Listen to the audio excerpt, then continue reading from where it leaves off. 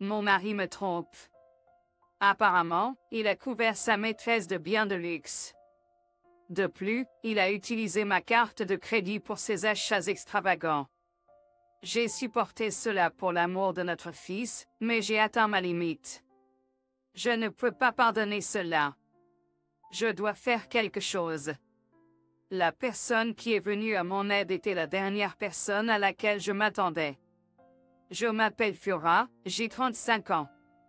Je suis mariée à Antoine depuis 10 ans. Notre fils bien-aimé, Jean, a eu 8 ans cette année. Ayant toujours aimé la lecture. Je vis maintenant mon rêve en tant que romancière, ma carrière choisie. Ma série de mystères a acquis un public important, me permettant de sécuriser plusieurs séries mensuelles. Heureusement, mes livres individuels se vendent également bien, me tenant occupée tous les jours. Au début, mon mari avait un emploi, mais dès que j'ai commencé à gagner, il a démissionné. Pendant les 2 ou 3 dernières années, il a surtout traîné à la maison, sortant occasionnellement pour jouer au pachinko. Pourtant, aujourd'hui, de manière inhabituelle, il s'est habillé en costume. Quelque chose ne va pas. Pourquoi le costume? J'ai décidé de demander franchement à mon mari. Antoine, c'est rare de te voir en costume. Où vas-tu? Les yeux de mon mari se sont écarquillés de surprise, mais il est rapidement revenu à son ton habituel et a dit « Un entretien d'embauche ». Un entretien d'embauche? Pourquoi? Eh bien, c'est évidemment pour un emploi, non. Je pensais qu'il était peut-être temps pour moi de recommencer à travailler. Je vois. Bonne chance. Oui. Je m'en vais. À ce moment-là, je croyais sincèrement qu'il allait à un entretien d'embauche. Je pensais qu'avec notre fils encore si jeune, il avait réévalué ses priorités pour l'avenir. Cependant, mon mari n'est pas rentré à la maison avant 1h du matin ce soir-là. J'étais éveillée à cause d'une échéance imminente. Puant l'alcool et le parfum, il s'est endormi sur le canapé du salon. Dans sa main se trouvait un smartphone déverrouillé. Par simple curiosité, j'ai jeté un coup d'œil au téléphone de mon mari. La réalité inattendue m'a frappée, et des larmes ont jailli de mes yeux. Sachant que je ne devrais pas réveiller mon mari, j'ai étouffé mes sanglots. Des preuves. Oui, des preuves. Pour l'instant, j'ai envoyé les preuves de l'affaire sur mon propre téléphone et j'ai décidé de réfléchir aux prochaines étapes. Le lendemain matin, j'ai demandé à mon mari, qui agissait comme d'habitude. Hey, Antoine. À propos d'hier. Hier? Tu sais, tu as dit que tu avais un entretien, mais tu es rentré tard. Je me demandais juste ce qui s'était passé. Puis mon mari a détourné les yeux, montrant des signes de réflexion pour inventer une excuse. En fait, j'ai croisé un ami après l'entretien. On s'est retrouvés à boire un verre. Un ami? Un gars que tu ne connais pas. Camille. Dois-je tout expliquer? Comme prévu, mon mari a caché le fait qu'il avait rencontré Marie. Son affaire était claire aussi de cette attitude. 1 mois après avoir découvert la fidélité de mon mari, j'étais toujours perdu dans la confusion. Jusqu'à maintenant, je n'avais pas confronté mon mari sur le fait qu'il me trompait. Une fois que je l'aurais fait, il est clair qu'une fissure se formerait dans notre relation. Si j'étais seule, je l'aurais confronté avec les preuves de son affaire et je l'aurais divorcé immédiatement. La seule raison pour laquelle je ne l'ai pas divorcé était pour notre fils, Jean. Je n'arrivais pas à lui enlever son père à l'âge tendre de 8 ans. Par la suite, mon mari a commencé à sortir fréquemment, profitant de mon occupation avec le travail dans ma chambre. Cependant, c'était aussi une excellente opportunité. Pendant qu'il était dehors, j'ai décidé de rassembler des preuves de son infidélité. Ce que j'ai trouvé dans sa chambre était plusieurs reçus inconnus. Apparemment, il avait acheté des articles de créateurs pour femmes. Mais il n'y avait rien de tel dans sa chambre. Et bien sûr, je n'avais rien reçu. Il n'y avait qu'une seule conclusion à laquelle je pouvais arriver. Antoine, tu as couvert Marie de cadeaux de créateurs. Mais où a-t-il eu l'argent pour ça? Il est sans emploi maintenant et vit de l'allocation que je lui donne chaque mois. Il ne reste probablement plus d'économie. Inquiète. J'ai décidé de le suivre. Pendant ce temps, je demandais à mon frère de veiller sur Jean. Bien sûr, mon frère ne savait rien de l'aventure de mon mari. J'ai menti à mon frère. Frérot, désolé de t'appeler comme ça sans prévenir. Non, ça va, mais qu'est-ce qui se passe? Tu me demandes soudain de m'occuper de Jean. En fait, j'ai vraiment envie d'aller faire du shopping seul. Du shopping? Tu n'as jamais été très matérialiste. Tu fais plutôt tes achats en ligne, non? Eh bien, c'est vrai. Mais aujourd'hui, je veux acheter quelque chose qui n'est disponible qu'en magasin. Alors, est-ce que tu peux t'occuper de Jean, s'il te plaît? Bon, d'accord, mais ne sois pas trop en retard, d'accord? Jean se sent seul. Oui, merci. Ainsi, avec la coopération de mon frère, j'ai réussi à suivre discrètement mon mari. En ce moment, il marche bras dessus bras dessous avec ma meilleure amie, Marie. Je savais que c'était en train de se produire, mais le voir de mes propres yeux a été un choc. Tous les deux entrant joyeusement dans une boutique de créateurs haut de gamme. Et puis, j'ai vu quelque chose d'outrageux. Pas possible. Est-ce ma carte de crédit? En effet, la carte que mon mari a utilisée pour payer la facture était ma carte de crédit secondaire. Je garde toujours ma carte principale dans mon portefeuille, mais la carte secondaire était restée dans un tiroir. Il l'a prise sans que je le sache et l'a utilisée pour financer ses cadeaux. Au cours des derniers mois, j'ai acheté de nouveaux outils de travail comme des moniteurs, des claviers et même de nouveaux meubles, donc le montant sur la carte de crédit a explosé. Les deux cartes sont liées au même compte bancaire, et comme j'ai été occupé récemment, je n'ai pas vérifié les détails attentivement. Cela m'est revenu en pleine figure. Je n'arrive pas à y croire. Non seulement il me trompait, mais il utilisait aussi librement mon argent. Tout amour que j'avais pour mon mari s'était complètement refroidi. Bien sûr. C'était de ma faute de ne pas avoir remarqué, mais je ne pouvais toujours pas lui pardonner. J'ai pris des photos claires des deux en action et suis rentré à la maison. Pendant les jours suivants, j'étais absorbé à réfléchir à comment me venger de mon mari. J'ai vérifié plusieurs fois son ordinateur habituel lorsqu'il n'était pas là. Comme il synchronise son smartphone et son ordinateur, je peux facilement vérifier ses échanges avec Marie sur l'ordinateur. Bientôt, j'ai découvert que les deux partaient en voyage pendant le prochain long week-end. Un voyage de 4 jours, 3 nuits à Okinawa. Oui, c'est ma seule chance. J'ai décidé d'exécuter mon plan de vengeance pour coïncider avec le voyage adultère de mon mari. Mais il y avait un problème. La présence de mon fils. Il serait difficile de mettre ce plan à exécution sans que mon fils découvre l'infidélité de son père. J'ai décidé de demander de nouveau de l'aide à mon frère. Et, frérot, désolé de te demander encore une fois, mais pourrais-tu t'occuper de Jean pour moi pendant le prochain long week-end? Tu veux dire pour les 4 jours entiers? Ouais. J'ai quelque chose à faire. Quelque chose à faire?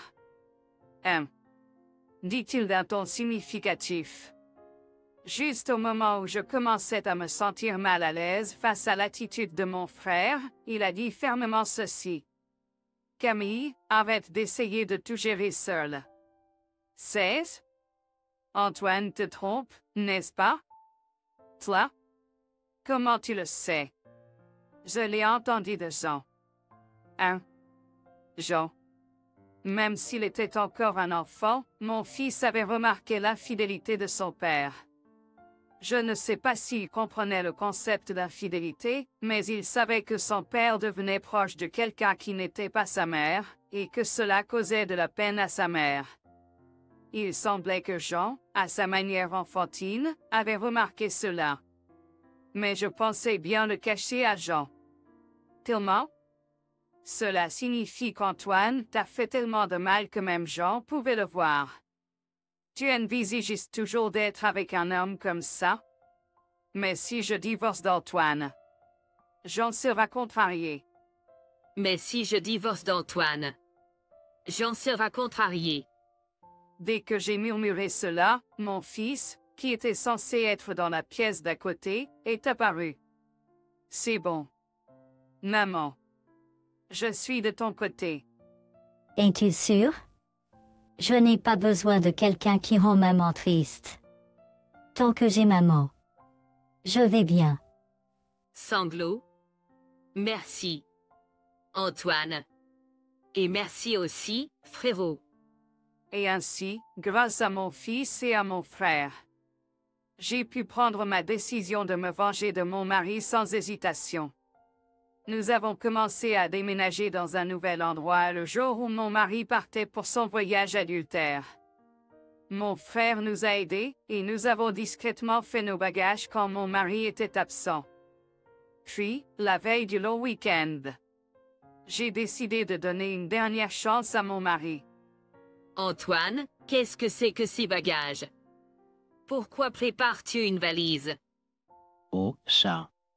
En fait, je pars en voyage avec un ami à partir de demain. Un voyage? Tu en as parlé? C'est une décision soudaine. Peu importe. Je pars avec le budget de l'argent de poche que je reçois chaque mois. Voulant éviter d'autres questions, mon mari émettait une aura de ne me parle plus. Mais je me fichais éperdument de sa situation. J'ai interrogé mon mari d'une voix plus basse que je n'avais jamais utilisée. Et, c'est vraiment avec un ami? Mon mari était visiblement secoué, ses épaules tremblaient. Pourtant, il a désespérément menti. Bien sûr. Tu m'as saoulé. Je vois. C'est bien, un voyage avec un ami. Amusez-vous bien. J'allais m'amuser même si tu ne me l'avais pas dit. Eh bien, ne t'emporte pas trop, d'accord? Laissez ces mots. Je suis sortie de la chambre de mon mari.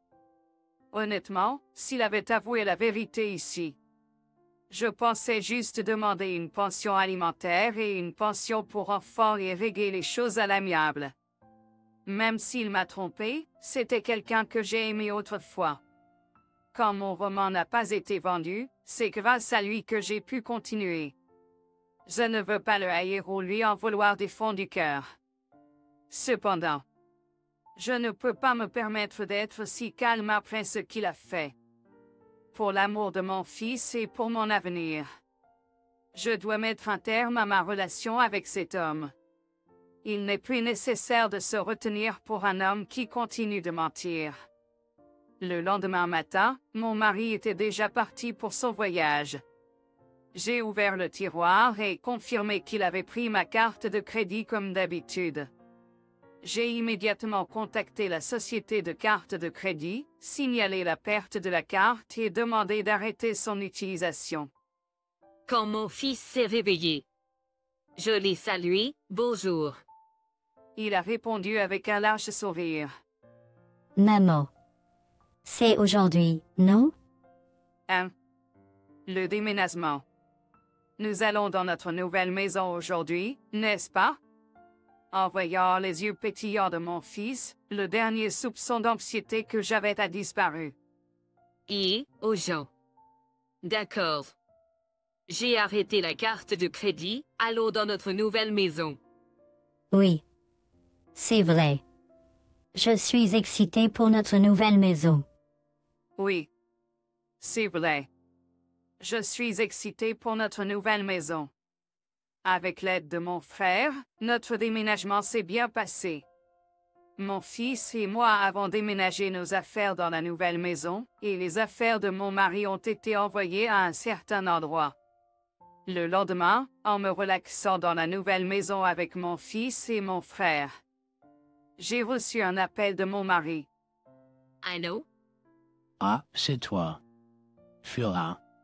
En fait, j'ai dépensé plus que prévu.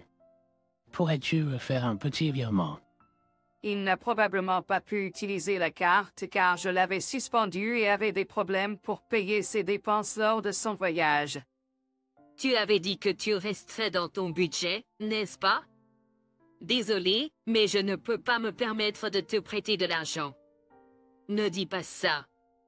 Je ne pourrais pas profiter du voyage seul si tu fais ça. Seul? Tu veux dire à deux? À cette question, mon mari a lâché un abasourdi d'un. Tu voulais montrer les sites à Marie lors de ton voyage, n'est-ce pas? Tant pis. La carte que tu as prise n'est plus utilisable, alors laisse tomber. De quoi tu parles? Fura. Tu es mari. Et la carte? Je viens d'arriver. Qu'as-tu fait? Ah. Marie. Ça fait longtemps. Comment s'est passé le voyage avec le mari de ta meilleure amie? Tais-toi. Explique-toi d'abord. De quoi tu parles? Ne fais pas l'innocente. Tu as envoyé les affaires d'Antoine chez moi, n'est-ce pas? En effet, pendant le déménagement, j'avais envoyé les affaires de mon mari chez Marie, la femme avec qui il a eu une relation. Comme Delphine était mariée, son mari était naturellement à la maison. C'est pourquoi j'ai délibérément envoyé toutes les affaires d'Antoine chez son mari. J'ai inclus une longue lettre expliquant la situation. Et j'ai crié au téléphone, presque en cassant le haut-parleur. Tu te moques de moi? Qu'as-tu fait? Mon mari a découvert, et il est furieux. N'est-ce pas normal? Tu trompes ton mari alors que tu es marié. Pensais que ma meilleure amie ferait une chose aussi sale. Tu es la pire. Je suis tellement déçu. Excuse-moi? Je crois que c'est à moi de dire ça.